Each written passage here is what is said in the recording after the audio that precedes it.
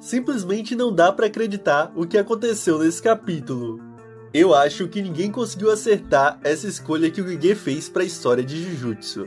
Nenhuma das teorias que eu vi, e até algumas que eu comentei com vocês, foram capazes de prever esse cenário. Muitas nem sequer passaram perto. Por exemplo, a gente teve a galera falando que era um fantasma do Gojo, porque o Sukuna já tinha apanhado muito e estava vendo coisas do além. Também disseram que poderia ser um feiticeiro da Era Heian. Para outros, era a expansão de domínio do Itadori finalmente sendo revelada. Mas a verdade é que quem chegou um pouquinho mais perto foi o pessoal que disse que era o Yuta, depois de herdar os 6 olhos, ou que era o Kenjaku no corpo do Gojo. E meio que foi um pouco dessas duas coisas, mas o retorno do honrado, que era o que eu mais queria, o retorno do Gojão da massa. Só que no fim, o Gege, mais uma vez, seguiu por um caminho imprevisível graças à sua criatividade que chega a ser bizarra em alguns momentos, e coloca bizarro nisso, ainda mais nesse capítulo. Mas agora que a gente já tá com o capítulo prontinho para fazer o review, peço de coração para você se inscrever no canal, se ainda não for inscrito, e deixar o seu like que ajuda demais pra gente chegar nos 5K. Galera, somos 1000 inscritos aqui no canal, valeu demais! E em breve vou mandar as sugestões para um especial. Então, cheio de delongas, e agora, bora para o vídeo! Retornamos ao campo de batalha, com o Itadori encurralando Sukuna em meio à fumaça e prestes a esmagar seu coração. Itadori não se importava mais o que iria acontecer com Megumi. Tudo o que ele pensava era em descontar todo o seu ódio pela perda do seu irmão Choso no Rei das Maldições. Mas quando ele iria dar um amasso no coração do Sukuna e o rei iria expandir seu domínio, os dois sentem uma poderosa presença se aproximando. Ao olhar para o lado, Sukuna se depara com a silhueta do mais forte que ele tinha enterrado com suas próprias mãos. Sua primeira reação ao ver o Gojo novamente foi ficar incrédulo. Aquilo para ele era impossível. Mas logo mais, o seu desespero virou um sorriso. A franja do Satoru Gojo se levanta, revelando a cicatriz icônica do Kenjaku na sua testa e enterrando as esperanças dos fãs do Gojo de que ele pudesse retornar para um segundo round contra o Sukuna. Já o rei, ficando empolgado, se livra facilmente do Itadori com o direto no queixo e diz: "Foi mal, eu te subestimei. Nunca pensei que você poderia chegar tão longe. Yuto Kotsu." Galera, não era o Gojo, e sim o Yuta. O estudante que o Kenjaku disse que jamais viraria um Satoru Gojo, virou o próprio honrado. Simplesmente não tinha como alguém prever isso, a não ser que você trabalhasse do lado do Gege. Confesso que para mim foi um mix de emoções. Realmente foi uma cartada muito ousada do Gege e também tem muito a ver com a forma como ele constrói sua narrativa, sempre surpreendendo o leitor. Mas apesar dele trabalhar esse meio termo entre trazer e não trazer o Gojo ao mesmo tempo, eu senti que ficou um gostinho agridoce no final. Sabe? Foi um desfecho muito amargo pro honrado. Depois de tudo, o cara acabou exatamente como seu melhor amigo e ainda por cima, seu corpo foi usado de ferramenta por outra pessoa. Tudo bem que era necessidade, mas sabe, eu queria ver um final mais feliz pro Gojo, porque como um amigo meu falou, ele e o Sukuna são a marca registrada da obra, não tem como. Mas terminou dessa forma, o que não deixa de ser interessante e bem construído, mesmo sendo bizarro. Sem falar que quando você aceita se tornar um feiticeiro, você deve estar preparado para as coisas ruins que podem estar por vir. Bom, como a Ryuta no corpo do Gojo e não o Gojo, a gente vai para mais um flashback. Os nossos feiticeiros estão debatendo com Yuta sobre o plano dele assumir o corpo do Gojo. O Panda fala que, caso o Gojo perca, o Yuta vai acabar fazendo isso depois de derrotar o Kenjaku e fazer com que a Riko devore, para que ele possa copiar a técnica inata de troca de corpos do vilão. Maki diz que é contra esse plano. Hakari também vai contra. Ele só vai aceitar caso realmente não tenha mais ninguém para lutar contra o Sukuna. Kusakabe, nosso gênio sagrado, pergunta se não seria melhor o Yuta copiar o infinito do Gojo. Mas a Shoko fala que isso só pode acontecer quando se tem os 6 olhos. Kusakabe então diz: ora, é só copiar os 6 olhos. Só que a Shoko explica que não tem como copiar os 6 olhos porque eles não são uma técnica inata, mas sim uma condição física herdada. Maki mais uma vez interrompe a galera, alertando que a técnica de cópia da Rika só dura 5 minutos, certo? Logo, o que vai acontecer com Yuta após esse tempo? O próprio Yuta diz que nem ele sabe, mas a Meimei tem 3 hipóteses. A primeira é que se a técnica do Kenjaku for do tipo de operação contínua, você tem que estar o tempo todo ativando, o Yuta não será capaz de manter seu corpo nem sua alma quando for transferido para o Gojo.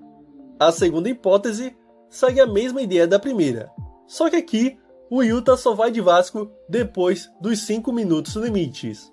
Já na terceira, o Yuta conseguiria usar a técnica amaldiçoada do Kenjaku mesmo após os 5 minutos.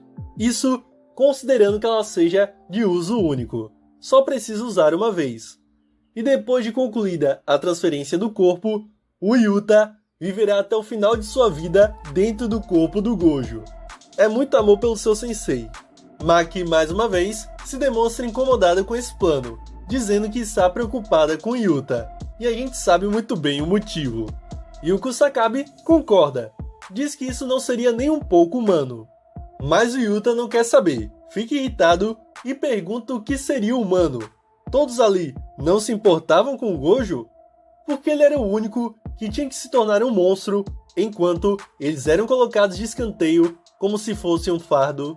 Yuta diz que caso Gojo se vá e ninguém aceite se tornar um monstro, então ele assumirá essa responsabilidade. E como a gente viu, o cara assumiu mesmo. Em outro momento do flashback, vemos o Yuta acompanhando Gojo no corredor rumo ao alto escalão dos feiticeiros Jujutsu. Yuta pergunta o que ele acha desse plano dele assumir o seu corpo caso ele perca. Mas o Gojo fala que não pretende perder. E de qualquer modo, ele não se importa o que vai acontecer com seu corpo depois que bater as botas, justificando a decisão do Yuta de acatar o seu plano. O jovem feiticeiro traz mais uma questão. Ele diz que durante a luta contra Uro, ela o chamou de descendente dos Fujiwaras, mas o Gojo havia dito que ele era um Sugawara, então ele quer saber o que ele é de fato. Gojo responde que ele e o Yuta são descendentes dos Sugawaras mesmo, e um é um parente distante do outro. Talvez tenha sido um equívoco da Uro. Entretanto, o Gojo muda de assunto, comentando que, muito provavelmente, o Yuta tenha nascido muito mais abençoado do que ele e que deve continuar praticando a liberação da sua energia amaldiçoada para não desperdiçar tanta energia e ser ainda mais eficiente em combate, seja dentro ou fora do corpo do Gojo. Depois disso, o feiticeiro dos 6 olhos pede para que o Yuta e os outros estudantes que estavam lá, a Maki, o Inumaki e o Panda, se retirem, pois o que ele iria fazer não era nada bom para os olhos alheios. Ele iria dar cabo do alto escalão, como a gente viu capítulos atrás, para que o velhote do Gakuganji assumisse o comando e não acontecesse a mesma confusão que rolou pós-Shibuya, quando os velhos do alto escalão culparam todo mundo que tentou ajudar pelo incidente. Por isso que o Yuta pede para que ele não se tornasse um monstro sozinho, mas o Gojo sentia que isso era impossível. No passado, ele não foi capaz de tomar certas decisões como Geto tinha feito, só que agora era necessário para compensar aquilo que naquela época ele tinha deixado de lado.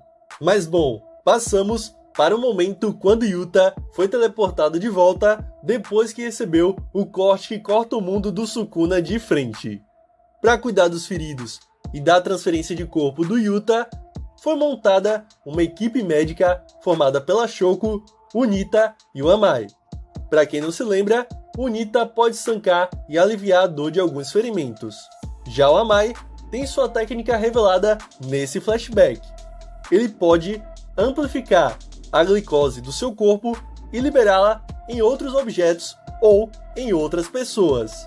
A Shoko, descobrindo isso, fala que ele pode ser útil para repor a glicose do cérebro do Yuta durante o procedimento de troca de corpos. E ele fica todo feliz por poder ajudar. Mas na hora do vamos ver, ele viu que se meteu em uma arapuca das grandes. A situação do Yuta após corte do Sukuna era crítica. Apesar dos esforços do Nita, ele só conseguia manter a consciência por causa da Rika e até isso estava chegando ao limite. Como eles não tinham escolha, a troca tinha de acontecer. Tudo que a Shoko pede para o Yuta é que quando a transferência for concluída, ele use o máximo de energia reversa que conseguir para finalizar os ajustes no corpo do Gojo, enquanto contava com o suporte do Amai para auxiliá-lo. E assim, o Yuta se transformou em um monstro. Ele aceitou abdicar de seu senso de humanidade para cumprir a tarefa de enfrentar aquele que colocava em risco a própria humanidade, o Rei das Maldições.